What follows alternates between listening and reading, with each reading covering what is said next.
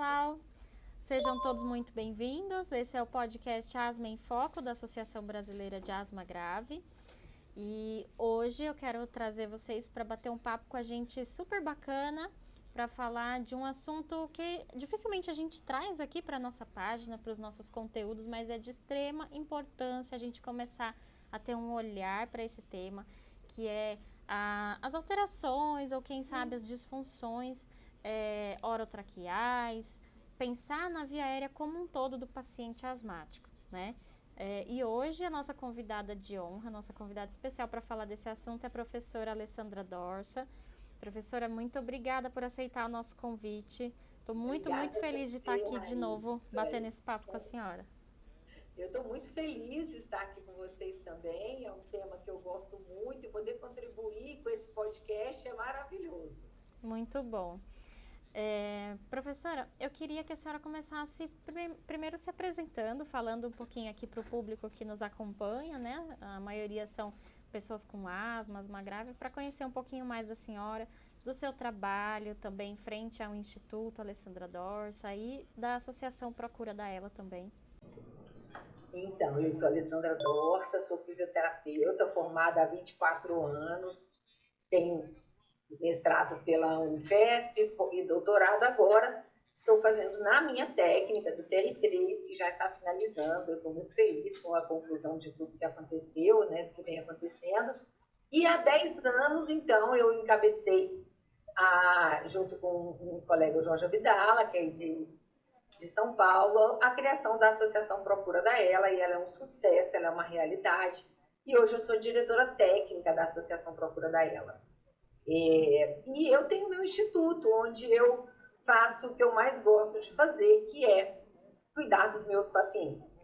O instituto tem um foco muito, né, forte no cuidado respiratório, mas ele é focado no cuidado global, porque não dá para a gente trabalhar com a parte respiratória sem um bom incremento de resistência, de força muscular, né, global. Então, a gente tem um trabalho bem voltado para toda a funcionalidade. E, lógico, com o carinho, né, que a gente cuida dos nossos pacientes respiratórios. Maravilha, professora. E com certeza, né, por isso eu acho que não tem pessoa melhor para falar desse assunto aqui com a gente. Sempre aqui nos nossos conteúdos a gente tenta falar e levar essa informação para o paciente de que a pessoa que sofre de asma, ela não sofre só por conta das alterações brônquicas, né? Que a gente não é só um pulmão. O paciente de asma, ele não é um paciente só com uma doença de pulmão. Eu acho que a gente sabe, né, que a asma é uma doença heterogênica, de vários fenótipos, e que várias coisas aí podem contribuir, né, professora, para uma crise, uma exacerbação da sua asma. Então, para mim esse assunto é super novo, de falar aí de outras alterações, outras disfunções que podem talvez ou levar ou desencadear também, ou até piorar um quadro de asma. E aí eu queria que a senhora falasse um pouquinho da sua experiência com esse assunto, o que tem de novo, assim, para a gente aprender em relação a isso. Olha, esse é um assunto que me encanta, porque desde que eu comecei a trabalhar com a via aérea superior, eu percebi que nosso sistema respiratório ele é único. Então, nós não podemos dividir componentes de resistência de via aérea inferior sem pensar que tem problema também na via aérea superior. Então, uma é completamente interligada à outra.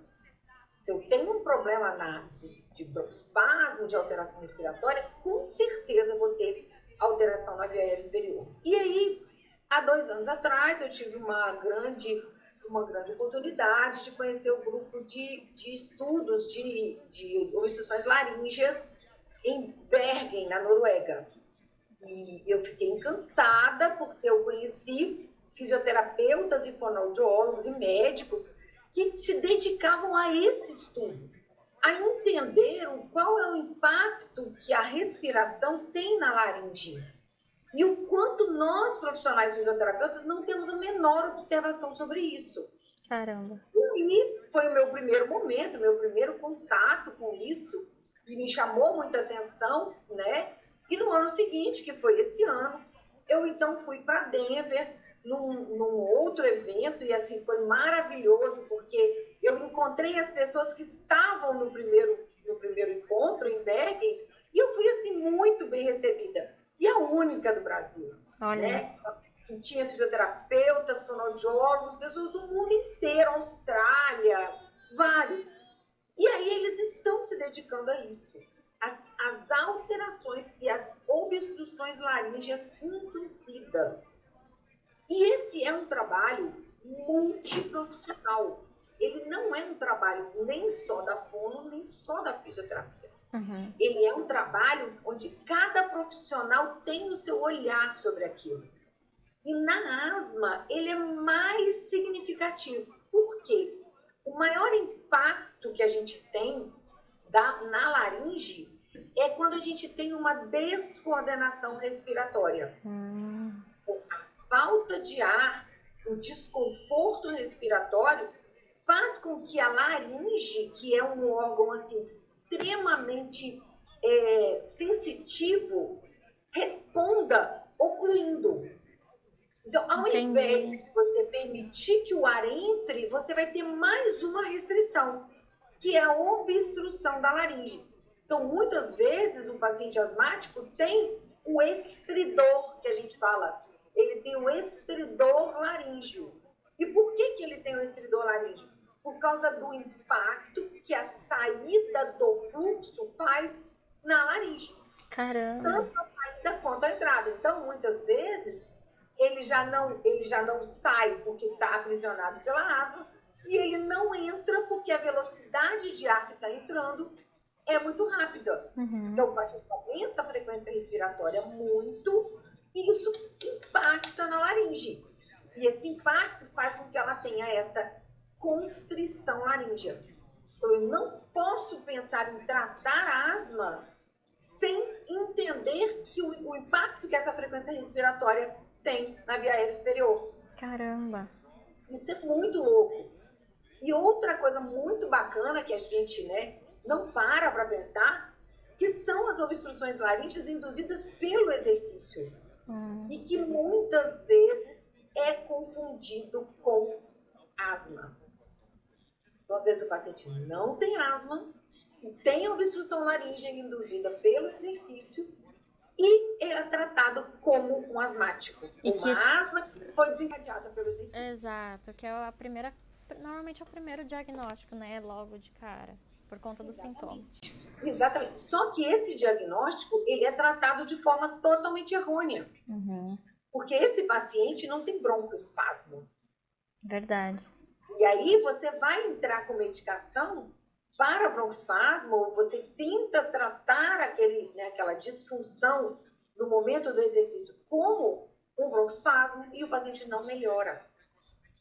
Então, tem pacientes que têm vômitos na hora do exercício, porque eles ficam extremamente com tanta falta de ar que chega a cair o CO2 tanto que ele acaba tendo vômitos. E a crise de tosse no momento desse broncoespasmo por exercício, por exemplo, ou dessa obstrução laríngea por conta do exercício, será que também é mais um sintoma?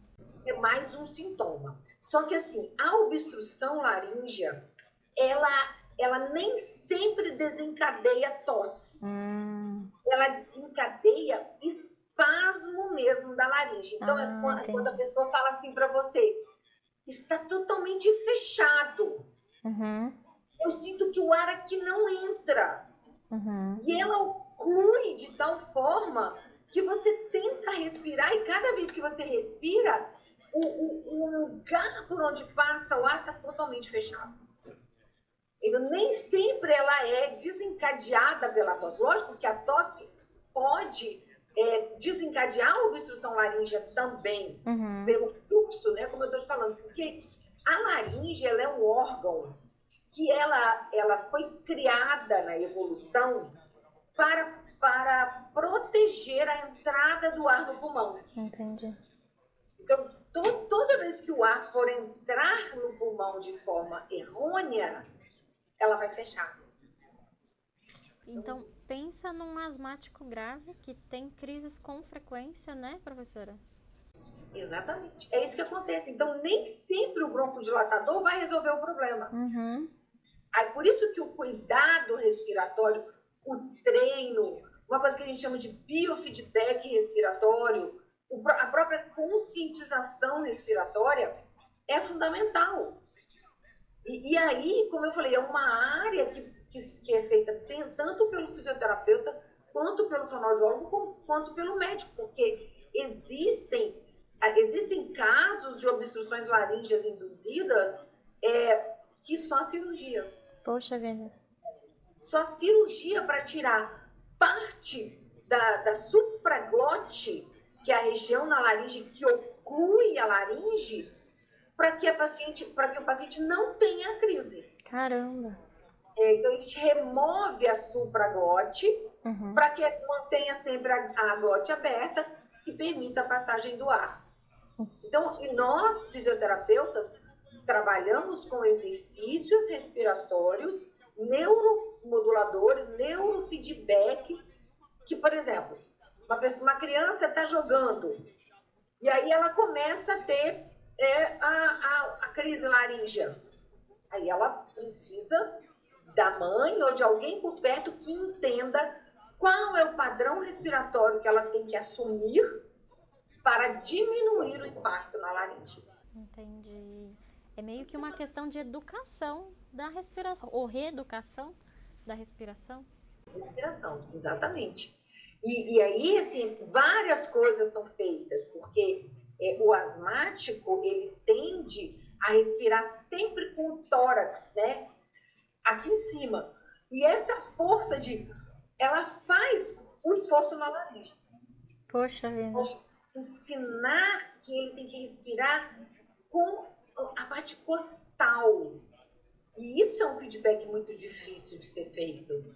Sim. Né? Porque, como eu tô falando, é uma coisa assim que a gente não para pensar. Bacana da senhora falar, porque enquanto a senhora está falando, eu assim, trago experiências.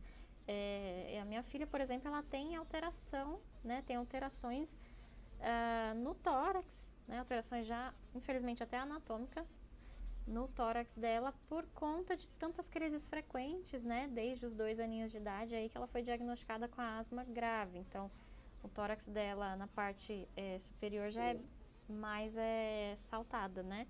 E é bem dessa força, desse esforço que ela faz mesmo para manter ali o padrão que ela necessita. Então, pensando aqui, né, dentro da minha ignorância, talvez como paciente, mas se mecanicamente a gente faz todo esse esforço com o tórax, imagina a laringe mesmo, né? E realmente nunca paramos para pensar nisso. Com certeza. E olha que coisa interessantíssima que você está falando. Quando a gente faz o treinamento que a gente utiliza, o TR3, né, e eu utilizo, né, muito, um dos pilares da terapia, que é reorganização e readaptação respiratória, o que é, por exemplo, eu não posso deixar uma criança com asma grave com essa deformidade torácica. Por quê? Porque desde pequenininha eu tenho que treinar de dentro para fora, porque ela não vai conseguir treinar. Exato. Então, quando a gente faz um treino de incremento volumétrico, trabalho treino expiratório após o incremento volumétrico, eu transfiro a entrada do ar lá para a base do pulmão. Aí ela começa a ter aquela consciência, porque a gente não vai respirar lá na base do pulmão se eu não empurrar o ar. Né? Então, quando a gente usa a terapia, por exemplo, com o ambu... E parece que já fica meio que, como se diz, involuntário, né? Essa respiração incorreta. É involuntário.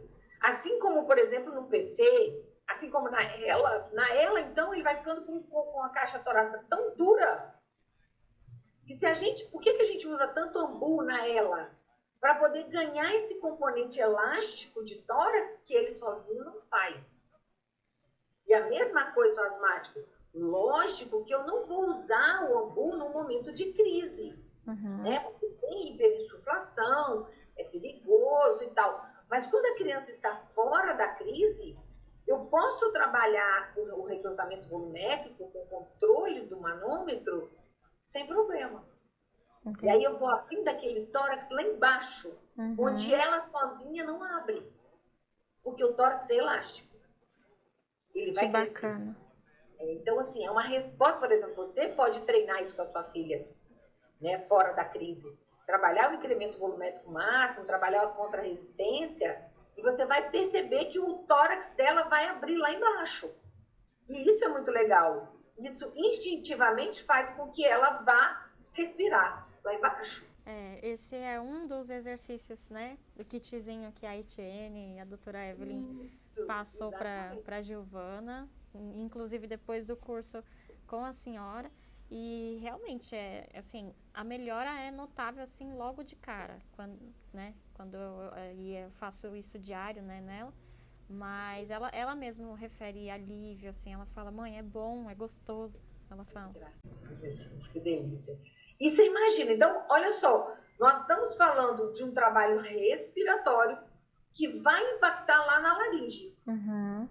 Você imagina o quanto que isso é louco? É verdade. Então, assim, as crianças que têm fraquezas respiratórias, elas acabam tendo essas disfunções da laringe. E se ela não tem volume pulmonar, eu não consigo trabalhar essa via aérea superior. Então, eu não consigo, por exemplo, treinar a laringe. Entendi.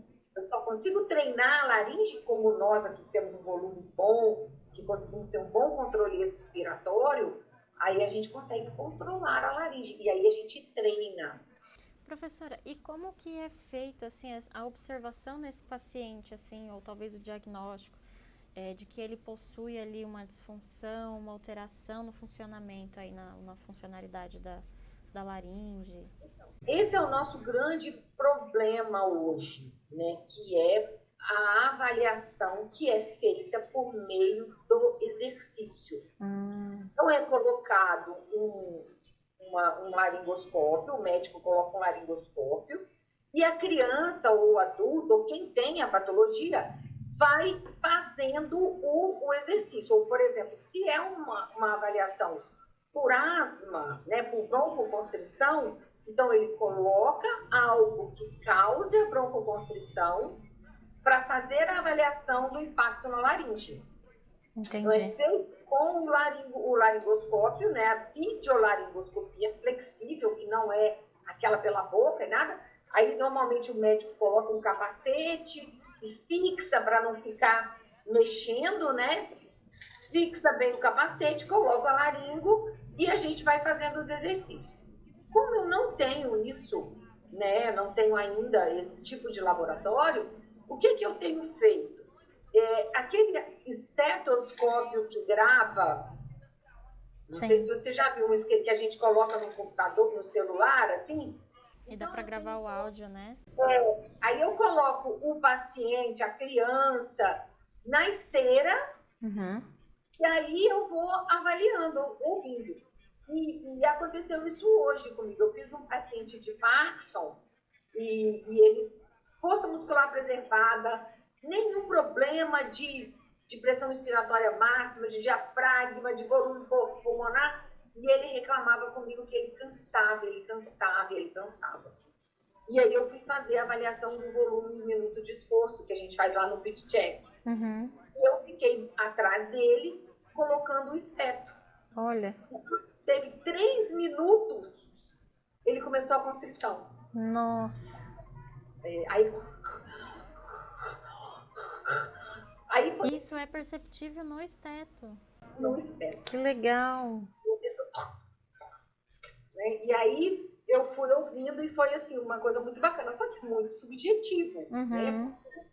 Não é uma coisa científica para eu falar para você, não, eu consigo fazer um diagnóstico fazendo essa ausculta, não dá para falar. Sim. Infelizmente, né? Mas é uma coisa que é um sabe, recurso, né? que a doutora tem usado. O que tem tentado conseguir, porque não tem, né? Mas quem sabe eu vou ter esse centro de avaliação, né?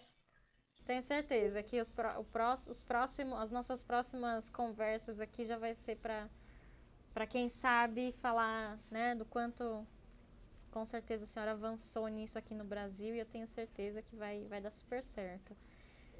Mas é maravilhoso, assim, pensar até onde a fisioterapia, ou onde mais a fisioterapia consegue atuar, né, para reabilitação aí do paciente com asma grave. Eu acho que até em outras patologias, né, professora? Porque a Giovana, além da asma grave, ela teve, né, acabou fechando um quadro de bronquiolite obliterante por conta de um vírus, né, um adenovírus. E a bronquiolite obliterante mantém um padrão respiratório também mais cansadinho. Então, eu já penso nisso também, né? Imagina os pacientes com doenças restritivas aí que também mantêm um padrão mais cansado, né? De maneira crônica. Isso é tão engraçado, porque assim, não só os pacientes, né? Porque assim, até mesmo a pessoa que tem muito estresse, né, que entra naquele padrão respiratório de hiperventilação, elas tendem a ter as obstruções laríngeas. Então, olha que louco isso, né? Então, não necessariamente tem que ter uma patologia ali por trás. Pode não ter uma... Aí a pessoa fala, nossa, eu tô sufocando e tal, e tá mesmo. Caramba. Está sufocando mesmo, e está fechando a via aérea. E isso, assim, é muito legal. Então, assim, no asmático, é no paciente de ela, ou ela é diferente, porque já tem, né? Ele não consegue em nenhum momento fazer essa velocidade de fluxo. Entendi. O volume de entrada e saída é muito pequeno e muito lento. Uhum. Mas é esse volume que vai fazer também com que ele tenha fraqueza da via aérea superior, porque cai o volume lá de cima, cai a força da musculatura lá de cima. Entendi. E aí ele acaba tendo obstruções por outros pulmões. São obstruções de vias aéreas superiores, mas não especificamente por obstrução induzida, né? É apenas induzida pela perda mesmo de força da via aérea. Entendi. Mas tem muita coisa que a gente tem que estudar ainda, né? Com certeza. E aí, qual seria... não sei se já chegamos nesse ponto, mas já é minha dúvida. Qual é a abordagem desse paciente que acaba chegando nesse nível, nesse grau de obstrução aí laríngea? O que é feito? Existe um tratamento? Existe um protocolo aí de resgate, né, para tirar o paciente dessa obstrução? Então, o mais importante é determinar, né, detectar onde está essa obstrução, se é laríngea mesmo ou se é pulmonar, porque, como você falou, resgate com broncodilatador você faz, né, rapidinho. Então, você pode usar 1 milhão de broncodilatador e você não vai resgatar a obstrução da laringe. É o treinamento, é o biofeedback respiratório. E uma das técnicas que tem sido utilizada, que é muito legal, porque, como eu falei, a pessoa que tem obstrução laríngea, nem sempre ela tem perda de força. Entendi. Então, um atleta tem força muscular boa, uma pessoa estressada tem força muscular boa. Aí a gente faz um treinamento de feedback com Power Brief. Só que não é usando o Power Brief inspiratório para gerar força, não. É para ter o feedback do Power Brief inspiratório, entendendo a velocidade de entrada. Então, eles colocam lá o software, né? E a pessoa na frente do Power Brief vai aprendendo a treinar. Legal. E associada a isso, a gente faz uma coisa que é a perimetria do tórax antes do tratamento. E depois a gente faz o trabalho de incremento desse volume na base do pulmão.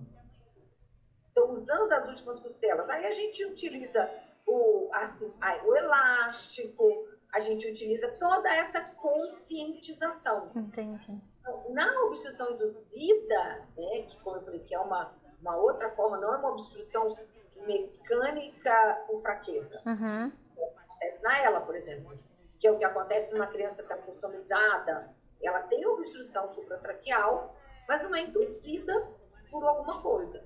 Entendi. Porque nesse o TR3 funciona maravilhosamente bem, porque o TR3 ganha força, ganha espaço, ganha movimento. E nessa outra, que é induzida, é o treinamento respiratório mesmo.